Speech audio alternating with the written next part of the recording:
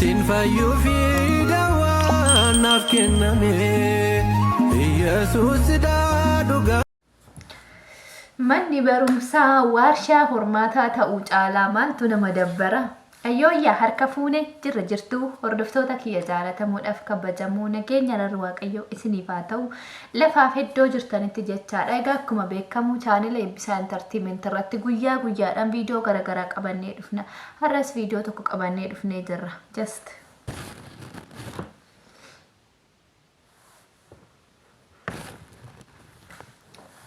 so viidiyoo har'aa kana keessatti wanni ani dubbadhu waa tokkodha jechaadha. Viidiyoo kana maalinni barattoota akkuma asirra argaa jirtan kana mana barumsa Mojottitti barattoonni dubartoota 84 ulfa ta'anii argamanii jedhan.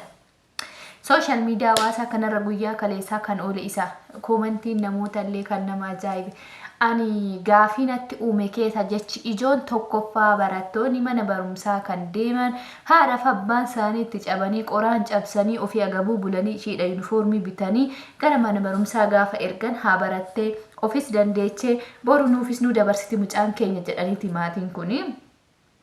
Just ijoolleen keenya garuu maaliif waan akkasii raawwattu? Qofaa kaayyoo keessan irratti cimuu qabdu. Barumsi keessan ijoo dubbiiti. Barattee bakka tokko geessee haadha keetillee dabarsuu fi haadha kee qoraan gurgurtee si barsiisaa jirtu yoo isheedha dabarsite si eebbi kee guddaan isa. Lammaffaan immoo mana barumsaa dallaa gubbaarraan akkuma argaa jirtan suurarra argaa jirtan kan akkanatti bu'anii bahaa deeman. Inde manni barumsaa erga baname amma reefu ji'a 3. Ji'a 3 kana keessatti barataan 84 sila kana dura alaa fidanii dhufan moo juma 3 kana keessatti namni 84 kun ulfaa moo akka muwaasaa. Lammaffaa immoo manni barumsa sun waa'ee baayoloojii bichaa yookiin waa'ee hormaataa bichaa barsiise moo. Lammaffaan immoo warshaa hormaataatu achi keessa jira moo bishaanii waraabanii ijoollee kanatti naqamoo. Inde akkamitti namni 84 guutuun ulfaa maal jechuudha? Ay kun nyaatatti naqanii wayii nyaachisan malee ulfi kun sanyii kormaa waraabanii nyaata faana ijoollee kana nyaachisan jedhee yaada malee namni 84 mana barumsa tokko keessatti akkamitti ulfaa? Kun dubbii natti fakkaatu dhugaadha jedheellee fudhadhu. Hindee dhaloonni bar sa'aatii baratan sa'aatii qaala'insa jireenyaati maaliin nu salachee jiran haadha fi abbaan keessan kan caccabanii sin barsiisaa jiran isaanuu salacha'amne bar teechee nyaattee hojii uffattee bareeddee ati yuunifoormii uffattee ati kee bututtuu uffattee ati kee uffata xurii uffattee waan miicatti saamunaa dhabdeetini xurii uffattee waan qabdu si'ii guduuffitee waan qabdu si'ii yuunifoormiidhaan bittee gara mana barumsaa sin geessite harmeen keessan. Garuu ijoolleen keenya achitti galanii mana barumsaa dallaarraan bu'anii yuunifoormii jalaan uffata biraa uffatanii dhaqanii mana barumsaa dallaarraan bu'aniit bakka biraa oolu. Barri waardiyyaa ta'e egaa duuba zoor jedhanii ba'anii yaa'anii bakkee oolu jedhan. Maaliif? Inde akkamitti ijoolleen barumsaa manaa baatanii bakkee biraatti maaliif argamtu? Maaliif bakkee biraa ooltu? Tokkoffaa maatiin kee haadha keessan yaaddu ofii isheetii qullaa deemtee ofii isheetii caammaa malee deemtee si caammaa si bittee qoraan dugdatti baattee haadhonni yeroo ammaa baay'ee argaa jirra miidiyaa kanarratti. Haadhota meeqatu qoraan dugdatti baatee ijoollee ofii barsiifata. Gaafa argatanii gurguramee fi waa jedhe ishiidhaan waa shamatatanii nyaachifatan. Kan mana hin qabne kiraa ittiin kaffalatu. Gaaf kiraarraa ari'aman sharaa waxxarattee karaarra si ijettee bultee haati kee. Buru ilmi kiyyi kun baratee darbee fi na dabarsaa laataa jetteeti. Garuu ijoolleen keenya bakka mana caatii oolti dubarris dhiirris. Sa'aatii ammaa kanatti an durba bichaa miti warri dhiirallee bakkee ooltan. Hunduma keessantu bakkee oola manatti ol deebi'a. Kan nuti barbaannu gara manaa. Kara manaa deebi'a. Gara golaa deebi'a. Baradhaa warri barate eessa gahe kutaa 12tti kufaa jiranii kutaa ganaatti kufaa jiranii ijoolleen akkas jetti barumsa baradhaa jedha yeroo ammaa. Maaliif? Inde yoo namni biraa kufe carraan kee carraa nama tokko sammuun kee sammuu nama sanii tokko namaaf barattaa mataa kiyyaaf namni hojii bichaa fi miti kan baratu hojii eebbifamtee mallaqa argachuu bichaati beekumsa argachuun si fayyada. Beekumsa qabaatte kooristiraakshini keessa qacaramtee hojjechuu dandeessaa barnoota laaptoobii keessa seentee qacaramtee hojjechuu dandeessaa yoo beekumsa qabaatte barnoota kaaffee horii keessa astanaagaajii taate hojjechuu dandeessaa yookiin nyaata hojjechuu dandeessaa yoo beekumsa qabaatte herreega hojjechuu dandeessaa manaajara baankii jala qacaramtee hojjechuu dandeessaa yoo beekumsa qabaatte ilaal kun malee warri baratee US gahee ani baradhu maaliidha warri akkas jettan kinooka kanuma nooma ijoolleen akkas jettee bakka biraa oolti barataa 84 mana barumsaa tokkorraa ulfaa'e jechuun maal jechuudha kufaatiin biyya sanii yookiin manni barumsaa sun barattoota isaa hordoffee irra hin jiruudha maatiin ijoollee keessanillee qoradha maalirra ooltanii maal barattanarra barumsi isin barattan maali ka jedhu ijoollee keessan daftara akka fidanii dhufanii banaa gaafadha malee cal'istanii ijoolleen mana barumsaa oolle jedhanii sobanii bakkee oolanii gizi galan namanina tokkoffaa manni barumsaallee ijoollee hordofuu qabdan gola keessa guyyaa tokko namni tokko dhabame taana eessa dhaqe jedhan gaafadha maaliif dhaloota qaruu barsiisa jechuun dhaloota qaruudha miti akka durii sanii miti mirga isaatii yoo barbaade haa baratu yoo barbaade haa dhiisu inni jedhu sun ta'uun qabu barsiisa jechuun qaroodha qaroo barataa qaruu qabdan malee barataa firii fiduu danda'u qaruu qabdan malee barataa akkanaatiin maqaa manni barumsaa baduu hin qabu jechaadha lammaffaan immoo tokkoffaa gola keessa sa'aatii pireedii barsiisaa sun barsiisu pireedii isaa irratti barataan gola keessa hin jiru taanaan barataan hunda beeku maqaa beektamti barattoota san keessa pireedii san irratti barataan sun hin jiru taanaan maqaa isaa galmeeffadhu borumtaa yoo ni dhufe warra fichisiisi kaleessa isaa akkanaatti daree keessa hin jiru eessa oole simbira oole moo mana barumsaatti irraafe moo bahee bakkee oole moo ka jedhu maatii fichisiisaa farramsiisa barsiisan barataa hordofuu qaba maatiin ijoollee keessan gorsuu qabdan ijoollee dubaraa keessattuu yeroo ammaa caatii qaamti barandaa ta'etti yuunifoormii jalaan uffata biraa uffattee baate maaliif indee maal gochuu warra keessan daftara bichisiifta maal gochuu qalama bichisiifta maaliif kophee bichisiifta maaliif yuunifoormii bichisiifta erga barachuun barbaanne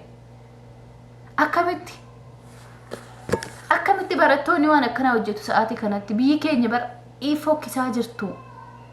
ijoollee keenya bakka gurguddaa gahan jennee eegaa jiru bar bakka xiqqaatti argaa jirra baratanii boru biyya dhaalu warra jechnee eegaa jiru bar gaditti argaa jirra maaliif reeshii kun akkamitti waan akkasii ta'a barattoota keenyarra haati ofii agabuu bultee na barsiisuuf jecha isin garuu yuunifoormii jalaan uffata biraa uffattee dhiira wajjin bakkee oolti wanni hijaabni dhoowwame maaliif sinif fakkaata manni barumsaa hijaaban uffattanii barumsa yuunifoormii uffadha baradhaa jedhame maaliif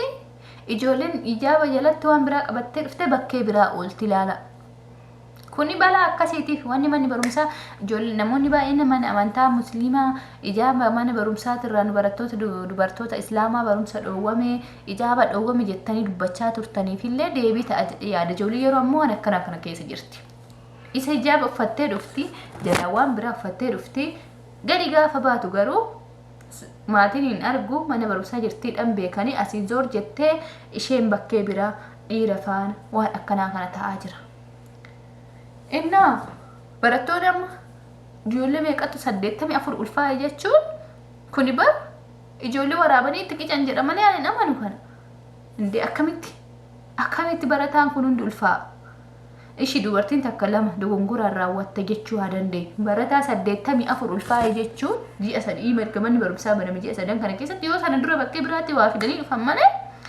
ji'oota kana keessatti manni barumsaa kun eessa barachaa turre ka jarri hojii masanirra turanii hojii molqunnamtii saalatirra turan jechuudha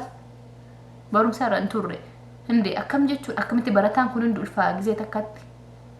lammaffaan immoo akkamitti wanni akkasii kun immoo gabaafama miidiyaatti maqaa manni barumsaa saniitu badaa jira jecha barattoonni mana barumsa mojoo waan akkanaatitti ta'e gaafa jedhan manni barumsa biraa humee maalitti jira mojoonni beektanii giddu galafa magaalaa Finfinneetirraa kiiloomeetira 35 caalan fagaattu innaa hime akame dhugaa nama jibbisiistu bar akkamitti barataa 84 alaa qicatee dhufe moo marfeedhaan itti qiccamoo ijoollee kana ani marfeedhaan waraabaniitti naquun oolan jedhee yaada akkamitti barataan kun hundi ulfaare gizee tokkotti hin dabbara dhugaa hidabbara በጣም እንት nama dabbara በጣም እንት nama jibbisiisa haati kee cabdee si barsiisu haati kee aaramii biddeen mana namaa toshite uffata mana namaa miiccite si barsiste bor mucaan koo barattee bakka tokko naa geesse bakka tokko naa dabarsiti jettee si eeddi achi durriyyee jala hudduu kee qabuu deemta maali kun akkamitti bartaa 84 ulfaa ayee kun piraanki wayinatti fakkaata malee nammalee dhugaadha jedhee fudhadhu akkuma argaa jirtan ijoolleen dallaa kortee waa jirti suura irratti akkuma argatan ijoollee baay'eetu ni barattuudha kan araada keessa seentee akkanatti bakkee teessu maaliif mana barattee haadha keetiin jijjiirre maaliif barattee bakka guddaa hin geenye maaliif barattee kaayyoo keessan hin milkeessine dubartoonni keenya abboora aaraa taragaagga'a wanni marru yeroo qaba sagantaa qaba fedha foonii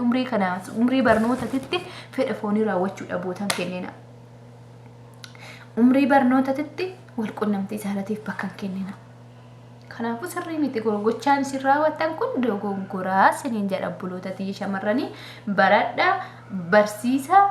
qo'adhaa cimaa biyya keessanillee maqaa waamsisaa haadha keessii jettee caccabdisan maatii keessii ofii agabuu bulanii si barsiisan san ofii caammaa malee luka duwwaa deemanii si kophee si bitanii si barsiisaa jiran san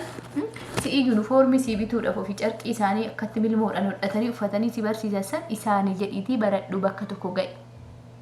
isaanii jedhi dhaloota akkasii ta'uu qabna malee dhaloota naqqee dhaloota qaruutee ta'uu qabna malee dhaloota duufaa ta'uu qabna barattoota meeqa kana godinaatitti badhaafaman haga mootummaa miliyeenara kan badhaafaman barattoota kutaa 12 qabxii gaarii warri fide jechaadha malee beekamtii warri kennameef malee warra callisee akkatti bakkee oolu kan akkanatti bakkee ooltanii maal barattanii qabxii maal fiduree eessa gawarri barate jechuun baroo baratanii yoo xaaranii dadhabanii arganii malee bakka biraa oolati barumsaan osoo qubaliin qabaanne akkamitti warri barate eessa gahee jettanii murteessuuf kaatu kanaafuu taragaaggaa dubartootas ta'ee dhiirri baradhaa barumsa wanna hunda kan dursu yoo hin barannu jettan maatii keessa waciin godhina hin kasarsinaa mallaqa irraan baasisinaa haa hojjetatanii ijoollee kaawwanaa barsiifatanii haa nyaatanii uffatanii ofii isaaniiti yoo barachuun barbaanni mana taa'ee bakka dhiisii bakka feete oole akkuma beektutti malee hin baradha jettee baatee waan biraa keessa yoo ati ooltu haadha keessanii maal taati ishii miira akkamii keessa jirti harmeen keessuun ishiidha yaaddee beektaati garuu mee haadha keessanii ni yaaddu namni haadha isaati yaadu